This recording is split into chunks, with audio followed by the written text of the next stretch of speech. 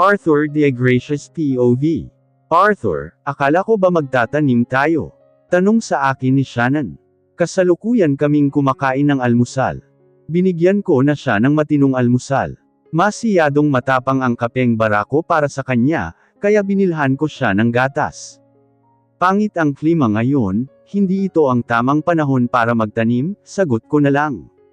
Hindi niya pa rin pala nakakalimutan ang sinabi ko, about sa pagtatanim na iyan. Gawa-gawa ko lang naman kasi talaga iyon. Pero kung sakaling hanggang ngayon ay umiiral pa rin ang pagka-Bretinella niya, talagang gagawin namin iyon, pero ngayon she's good girl na kaya wala nang pagdidisiplina na mangyayari. Bakit yung ibang kapitbahay natin nagtatanim? Ang ganda nga ng mga tanim nila, very healthy. Iba kasi yung lupa dito sa atin, pagdadahilan ko. Paanong iba? Hello, nasa iisang place lang kaya tayo, kaya paanong naging iba? Hindi ko alam kung matatawa ba ako o ano. Ang hirap makipagsagutan sa kanya. Ang hirap niyang yutuin. Hindi na talaga siya bata. Now, paano ko to malulusutan? Thankfully dahil sa huli ay naniwala na siya sa sinabi ko. Kung ano-ano lang din ang sinabi ko, kesyo ganito, ganyan, na ilang buwan akong hindi nakapagtanim, kasi may inuutos sa akin ang daddy niya, kaya napabayaan ko yung taniman ko, kaya masukal na. Mas pinili ko na lang na magsinungaling, kaysa sabihin sa kanya kung ano ang totoo, na hindi talaga magsasaka. Ayaw kong bigla na lang siyang ma-intimidate sa akin, kapag nalaman niya ang totoo. Ibig sabihin walang taniman na magaganap. Tanong niya pa. I slowly shake my head. Wala. Ano ba iyan? Excited pa naman akong magtanim. She murmured. Binabawi ko na yung sinabi ko kanina, na if ever na umiral na naman ang pagka-Bretinella niya hindi ko pa rin pala siya pagtataniman. Masyado siyang maganda para magtanim. And her skin, ayaw ko itong masira. Makinis siyang nagpunta dito, kaya makinis ko din siyang ibabalik sa kanila. Abala ako sa pagluluto dito sa kusina. Kagagaling ko lang ng palengke. Hindi ko na sinama si Shannon, dahil nadala na ako nung isinama ko siya. Sising-sisi ako noong araw na iyon. Halos lahat kasi ng lalaki sa palengke na papalingon sa kanya, kitang-kita sa mga mata nila ang labis na paghanga at pagnanasa, like what the. Kasama niya ako katabi niya na ako. But yet hindi pa rin sila maawat. Kinailangan ko pa silang suman ng tingin, para lang tumigil sila sa pagtitig kay Shannon.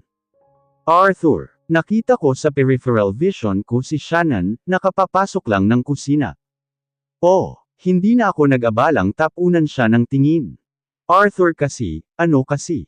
I sighed, talk to me when you are ready to speak. Arthur, ano kasi, meron ako ngayon, mahinang sabi niya, at sa sobrang hina ay parang bulong na ito. Buti na lang 2020 ang hearing ko. This time napalingon na ako sa kanya. Merong ano. Alam mo na iyon, namumula ang mukhang sabi niya. Hindi rin siya makatingin sa akin ng diretso. Hinunutin ko siya ng noo. Hindi ko alam. Hindi ko makuha yung pinapanto niya, yung ibig niyang sabihin. Ayaw na lang kasi akong diretsuhin. Arthur naman, don't play like you don't know it. Alam kong alam mo yung tinutukoy ko. Maktol niya. Hindi ko alam kung matatawa ba ako o ano. Kanina lang para siyang kamatis sa pula. Napabuntong hininga ako. Look baby, hindi ko talaga alam. Natigilan ako, at huli na nang ma-realize kung anong tinawag ko sa kanya, good job Arthur. Ang galing mo. Gulat na gulat siya. Her eyes widen. Ang ibig kong sabihin ay para kang baby, parang bata ganoon, para kang bata kung umarte, agad na sabi ko. I'm sound so defensive. Sorry, she bite her lower lip. Mabalik tayo sa sinasabi mo. Ano ba kasi iyon? Tanong ko. Ano kasi may period ako, wika niya sa maliit na tinig. I get it now. Nireregla naman pala. So, anong gusto mong gawin ko? Tsaka, bakit niya pa kailangang sabihin at ipaalam sa akin? Penge akong napkin. Wala kasi akong nadala eh. Really, humihingi siya ng napkin sa akin. Bakit mukha bang nireregla din ako? I mean, ibili mo pala ako ng napkin, aniya. Okay sige, tatapusin ko muna tong niluluto ko, para makakain ka na.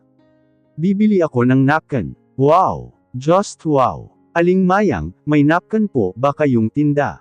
Tanong ko sa tindera ng sari-sari store. Meron Arthur. Para ba sa girlfriend mo? Tanong niya. Oho, sagot ko. Hindi mo pa ba nabuntis? Kuryosong tanong nito, habang binabato ako ng makahulugang tingin. Natawa na lang ako sa sinabi nito, imbes na menace. Ganito kasi talaga ang mga tao sa probinsya, walang preno ang bibig, especially kapag kakilala ka noong tao. Hindi pa nga ho eh. Sakay ko na lang. Pasasaan pa at makakabuo rin kayo, panigurado sobrang gaganda at gugwapo ng magiging anak nyo. Hindi ko alam ang i-react ko, kaya minabuti kong huwag na lang magsalita. Arthur, anong klaseng napkin ba? Tanong ni Aling Mayang. Ha, iba-iba ba yung klase ng napkin? Anong brand? Yung may wings ba o wala?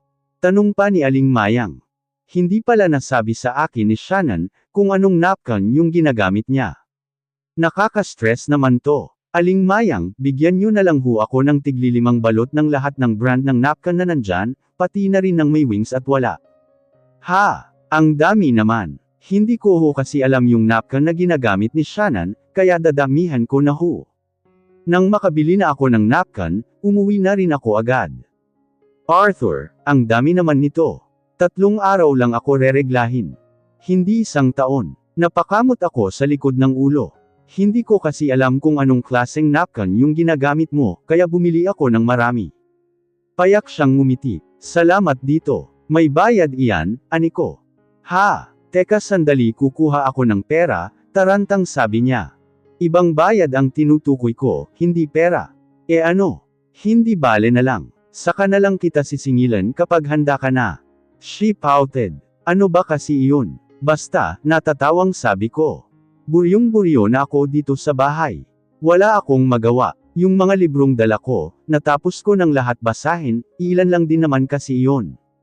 Gusto kong lumabas, makipagkaibigan at makipagkwentuhan sa mga kapitbahay, pero ayaw akong payagan ni Arthur, na hindi ko alam kung bakit.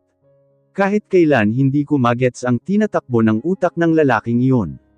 And speaking of lalaking iyon, wala siya, umalis. Paggising ko wala na siya. Pansin ko lang, napapados yung pag-alis niya. Ang daya niya, hindi man lang niya ako sinasama sa mga lakad niya. Nagsosolo siya. Ano tutungangan na lang ako dito? Hahanap na nga lang ako ng pwedeng gawin dito sa bahay. Inilibot ko ang tingin ko sa buong kabahayan. Ang dumi, mabuti siguro maglilinis na lang ako. Oo, tama, iyon na lang ang gagawin ko. Pero bago iyon kakain muna ako ng breakfast na inihanda sa akin ni Arthur. Then, I just found myself smiling. He's so sweet. Sabi niya huwag daw akong umastang prinsesa, pero bakit he treat me like one? Pagkatapos kong kumain, ay nagsimula na akong maglinis. Marunong ako, hindi naman ako ganoon kawalang utak pagdating sa mga gawaing bahay. Inuna ko yung kwarto ko, then sinunod ko yung sala, huli na yung kusina. Nang matapos akong maglinis, ay saka ko lang naramdaman ang panlalagkit ng katawan ko, dahil sa pinaghalong pawis at alikabok. Napakadumi nitong bahay. Panigurado ang dungis at ang dumi ko na. Shannon, boses iyon ni Arthur. Nakauwi na siya. Ang tagal niya din nawala, almost 5 hours din. Nandito ako sa kusina, sigaw ko. Nagutom ako sa paglilinis, kaya nagtimpla ako ng kape. Narinig ko ang yapik ni Arthur. Nilingon ko siya. Nakakunot na naman po ang noo niya. Bakit ganyan ang itsura mo? Puro ka dumi. At ano iyang iniinom mo? Bakit iyan? May gatas dyan ah. Sunod-sunod na tanong niya, gamit ang seryosong boses. Naglinis kasi ako ng bahay kaya. Ano, bakit ka naglinis? Pinaglinis ba kita? Tumaas ang boses niya. Wala kasi akong magawa, kaya naisip kong maglinis, kanda otol-otol na sagot ko. Bakit kinakabahan ako? Napabuntong hininga siya. May magagawa pa ba ako? Nakapaglinis ka na, pero ito na ang una at huling beses na gagawin mo iyan, maliwanag. Ubod ng seryoso ang tinig niya. Pero di ba ang sabi mo noon ay ako ang maglilinis nitong bahay? Kalimutan mo na yung mga sinabi ko noon. Lumapit siya sa akin at kinuha ang kapeng kakatimpla ko lang. Ako na ang iinom nito. Ipagtimpla na lang kita ng gatas. Sige, tanging nasabi ko. May dala akong pagkain, naiwan ko sa sala. Alam kong gutom ka na, kaya bumili na lang ako imbes na magluto pa, aniya pa. Kukunin ko para may hain ko na at makakain na tayo, ani ko at nagtungo na ako sa sala. Parang bituin na nagningning ang aking mga mata, nang makita ko ang pagkaing dala ni Arthur. Isa itong pagkain ng kilalang fast food chain. Agad na nagtubig ang bagang ko, dahil sa sobrang takam. Abot tenga ang ngiti ko nang bumalik ako sa kusina. Nakaupo si Arthur sa may mesa, at sinisimsim ang kapeng tinimpla ko. Tapos niya nang itimpla ang gatas ko. Sa sobrang saya ko ay hindi ko na napigilan. Patakbo akong lumapit kay Arthur at niyakap siya. Salamat sa food, bulong ko. Very favorite ko kasi talaga yung pagkain ng fast food chain na iyon eh. Tapos ang tagal na rin noong huli akong nakakain nito. Mababaw lang naman ang kasiyahan ko, hindi porke mayaman ako ay maluho at materyalistiko na akong tao. Yes, sometimes I act like a spoiled brat, pero nagkakaroon lang naman kapag feeling ko naagrabyado ako, kapag feeling ko hindi ako nabibigyan ng pansin. Arthur de Gracia POV. Nanigas ako sa kinauupuan ko. Bigla na lang akong niyakap ni Shannon. Ang mga braso niya ay nakapalupot sa leeg ko. Yung balat niya nakadikit sa balat ko, her skin is so soft. Ilang beses akong napalunok. Ang bango-bango niya. She smell like a baby. It's my favorite, kaya super thank you Arthur, aniya at hawak pa rin niya yung supot ng pagkain. Hindi ko alam na paborito niya to, pero buti na lang pala may nadaanan akong drive-thru nang pauwi ako kanina, kung hindi wala akong ganitong yakap mula sa kanya. Mas pinili ko na lang na hindi mag-react o magsalita. Mas gusto ko kasing enjoyin yung yakap niya. At ilang saglit lang din ang tinagal nito, dahil agad na siyang lumayo sa akin, na para bang bigla na lang siya napaso sa akin. Tara, kain na tayo, Atal na sabi niya. Hindi siya makatingin sa akin ng diretso. At yung magkabila niyang pisngi namumula na naman. Yeah, gutom na rin ako, ani ko. Siya na yung naghain ng pagkain. Pinanood ko lang siya. Napangiti ako dahil sanay na siya. Pwedeng-pwede na. Pwede na mag-asawa. Habang kumakain kami ay nakatingin lang ako sa kanya, nakakaaliw kasi siyang panuuring kumain, para siyang bata. Wala siyang pakialam sa paligid niya, ang buong atensyon niya ay nasa pagkain niya lang. Ni hindi ko na nga nagawa pang ituloy ang pagkain ko, dahil masyado akong naaliw sa panunood sa kanya. Tsaka busog na rin naman ako, pertido nakatingin lang ako sa kanya. Baliw ka na Arthur. Pero, agad akong napaiwas ng tingin, nang bigla siyang napabaling ng tingin sa akin. Arthur, kakainin mo pa ba iyan? Inginuso niya ang pagkain kong natira. Hindi ko man lang ito nakalahati. I slowly shake my head. Hindi na, bakit? Pwede bang akin na lang iyan? Nahihiyang tanong niya gamit ang maliit na tinig. Bahagya akong natawa, ang cute niya.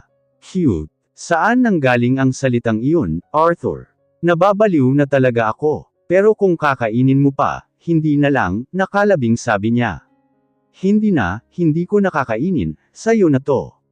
Ako na ang nagsalin nito sa plato niya. Salamat. Ang mahalaga mabusog ka. Ang lakas niyang kumain. Next time gagawin ko ng 2 or 3 yung kanya, para hindi siya mabitin.